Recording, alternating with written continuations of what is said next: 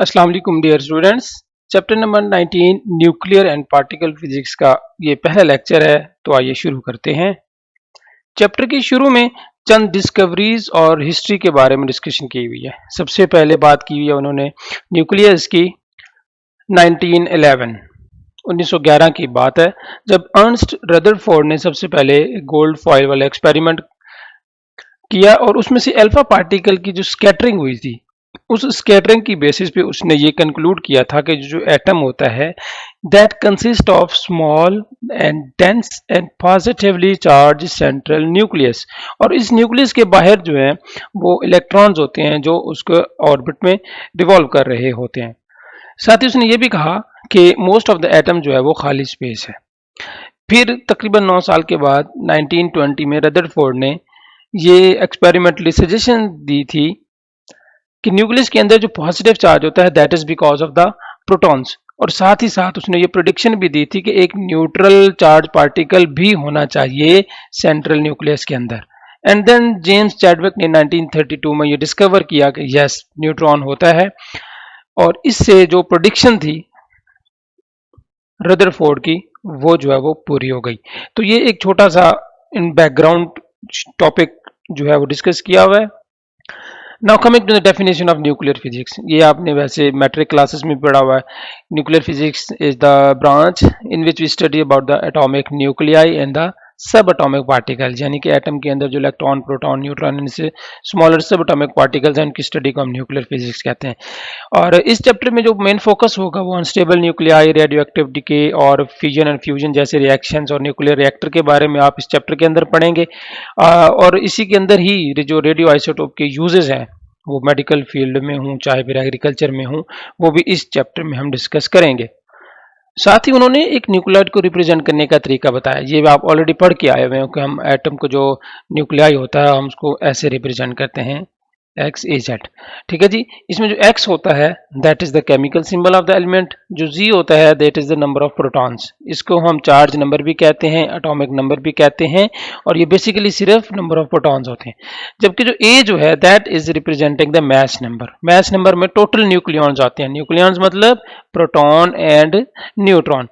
अब इसके अंदर से अगर आपको एटॉमिक मैस दिया हो या मैस नंबर और आपने न्यूट्रॉन निकालने हो तो सिंपल आपने क्या करना है, टोटल मैस नंबर में से प्रोटॉन को माइनस कर देंगे तो आपके पास टोटल नंबर ऑफ न्यूट्रॉन्स निकल आएंगे।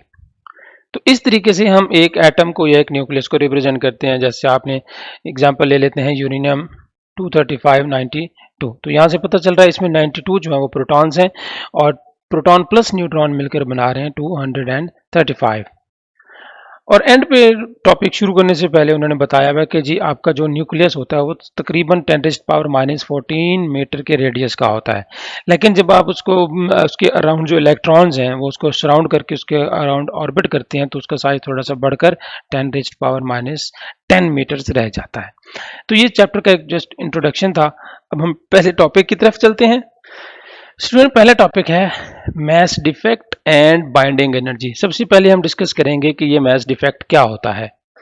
स्टूडेंट्स, ये आपका न्यूक्लियस है और न्यूक्लियस के अंदर आपको पता है दो चीजें होती हैं, एक होते हैं न्यूट्रॉन्स और एक होता है प्रोटॉन्स, और उसके अराउंड ऑर्बिट के अंदर जो इलेक्ट्रॉन्स हैं वो रिवॉल्व करते रहते हैं।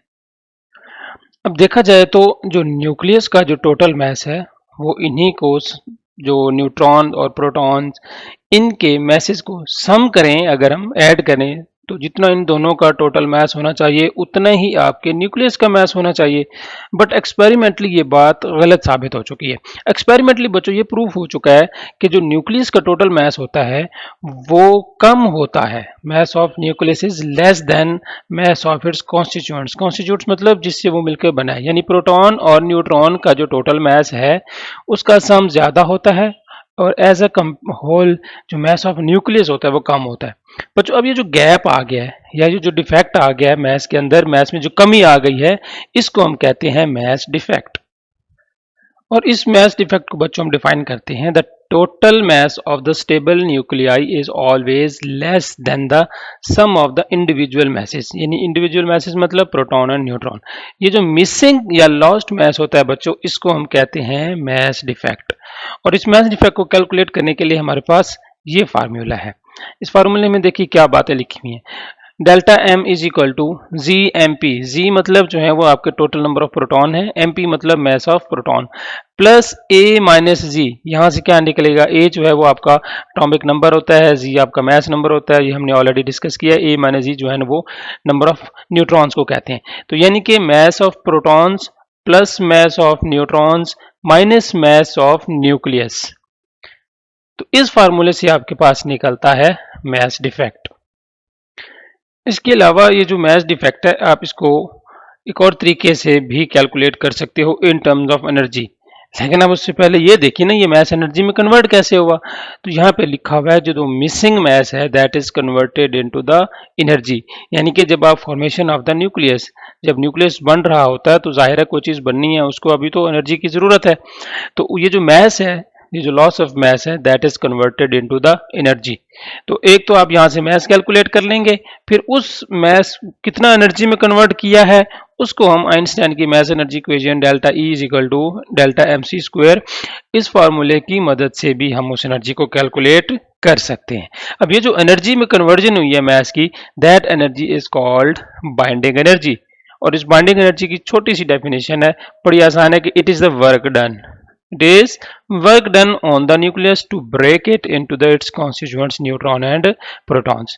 न्यूक्लियस को तोड़कर प्रोटॉन और न्यूट्रॉन में कन्वर्ट करने के लिए जितनी आपको एनर्जी चाहिए वही बेसिकली आपका वर्क डन होगा, और उसी एनर्जी या उसी वर्क डन को हम नाम देते हैं बाइंडिंग एनर्जी का। स्टूडेंट्स यहाँ ये बात लिखी हुई है कि जो बाइंडिंग एनर्जी है it is considered to be the negative value. अब ये नेगेटिव वैल्यू क्यों होती है इसको अंडरस्टैंड करते हैं एक और एग्जाम्पल की मदद से। कंसीडर करें आप जी अर्थ की सरफेस पे ऊपर खड़े हुए हैं, अगर आप अर्थ की सरफेस से ऊपर जाएंगे तो आपके पास जो पोटेंशियल एनर्जी होगी वो पॉजिटिव होगी, और अगर आप नीचे को जाएंगे below the surface of earth that will be negative. तो अब ये बाइंडिंग एनर्जी नेगेटिव क्यों है इसको समझिए प्यारे बच्चों।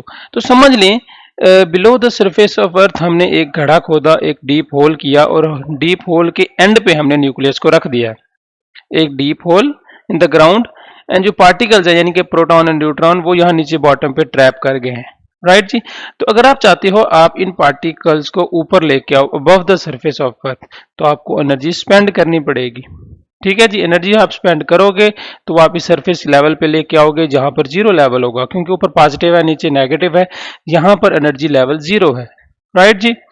तो अब चूंकि ये जो नीचे ट्रैप हुए हैं बिलो द ग्राउंड लेवल, ये एनर्जी इनके पास कम है, आप इनको एनर्जी दोगे, ये एनर्जी हासिल करेंगे, ये गेन करेंगे, और एनर्जी गेन के बाद आप इनको इस जीरो लेवल पे लेके आओगे।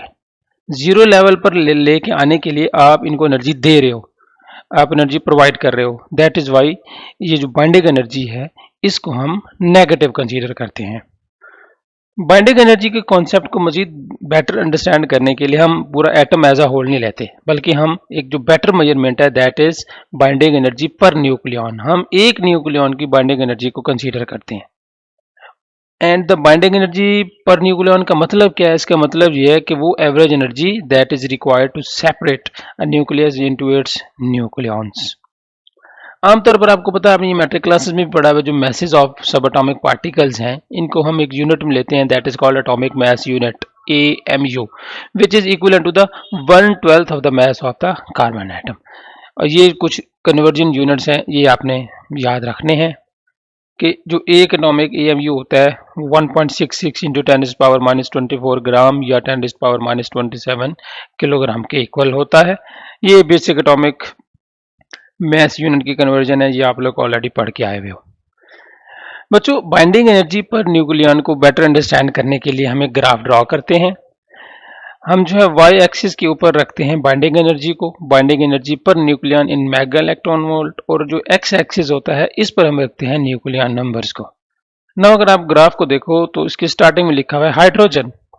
अब हाइड्रोजन एटम के पास ओनली एक प्रोटॉन होता है, और उसको इजीली हम रिप्लेस कर सकते हैं, या तोड़ना ज़्यादा एनर्जी नहीं चाहिए होती, दैट इज़ वाई जो इसकी बाइंडिंग एनर्जी है वो हमने जीरो कंसीडर की हुई है।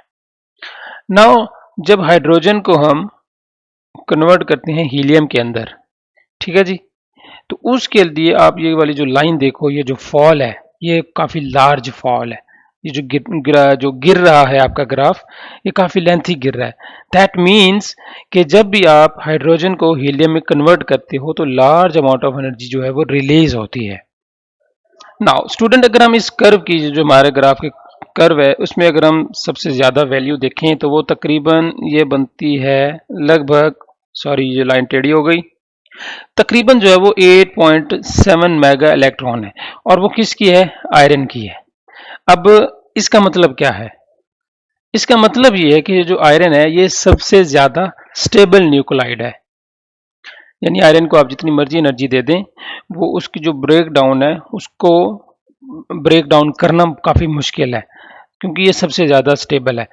और इसी कर्व के अंदर अगर आप देखें तो तकरीबन यहां से लेकर यहां तक ये वाला जो एरिया बन रहा है ये तकरीबन एक स्ट्रेट लाइन है, तकरीबन 50 से लेकर 80 तक, 50 से लेकर 80 तक जो न्यूक्लियन नंबर का जो इलाका है, ये जो रीजन है, ये सबसे ज़्यादा स्टेबल है। और फिर इस स्टेबिलिटी के बाद आहिस्ता आहिस्ता आप देखें कर्व जो है वो ऊपर को जा रही है। अब हमें पता है कि जी हाइड्रोजन या हीलियम या लिथियम जो है ये वेरी वेरी लाइट पार्टिकल्स हैं, ठीक है जी। और एट द एंड जो यूरेनियम वगैरह है ये वेरी हैवी पार्टिकल्स हैं। तो यहाँ से हमें एक इंपॉर्टेंट चीज़ पता चल रही है और वो ये है कि चाहे आपके लाइटर न्यूक्लाइड हों चाहे आपके हैवी न्यूक्लाइड हों, यहाँ पर जो बाइंडिंग एनर्जी पर न्यूक्लियन में चेंज आ रहा है वो सबसे ज़्यादा आ रहा है और ये वाला जो रीजन है यहाँ पर सबसे कम है और यही बात हमारे लिए बहुत ज़्यादा इंपॉर्टेंट है। अब कंसीडर करें कि आपने एक हैवी न्यूक्लाइड को तोड़ा है, इसके जो दो कंपोनेंट्स बने हैं वो इस less binding energy per nucleon वाले इलाके से या रीजन से वो तकरीबन इस साइड पर आ जाते हैं जो ज़्यादा स्टेबल है। तो इससे क्या होगा? इससे होगा कि जो हैवी न्यूक्लियस आपने ब्रेक किया है उसके जो कंपोनेंट्स बनकर जो जो नए न्यूक्लाइड बने हैं वो ज़्यादा हैवी होंगे और वो ज़्यादा स्टेबल भी होंगे। और हैवी न्यूक्लियस को ब्रेक करके मोर स्टेबल न्यूक्लियाइड बनाना, इसको कहते हैं न्यूक्लियर फ्यूजन रिएक्शन। और न्यूक्लियर फ्यूजन जो है ये आपने ऑलरेडी पढ़ा हुआ है मैट्रिक में भी और फर्स्ट ईयर में भी। फ्यूजन में हम क्या कर रहे हैं, जो आपका हैवी न्यूक्लियस है उसको ब्रेक डाउन करके हम मोर स्टेबल वाला जो रीजन है उस रीजन में मौजूद जो एटम्स हैं या न्यूक्लियाइड हैं हम वो बना रहे हैं।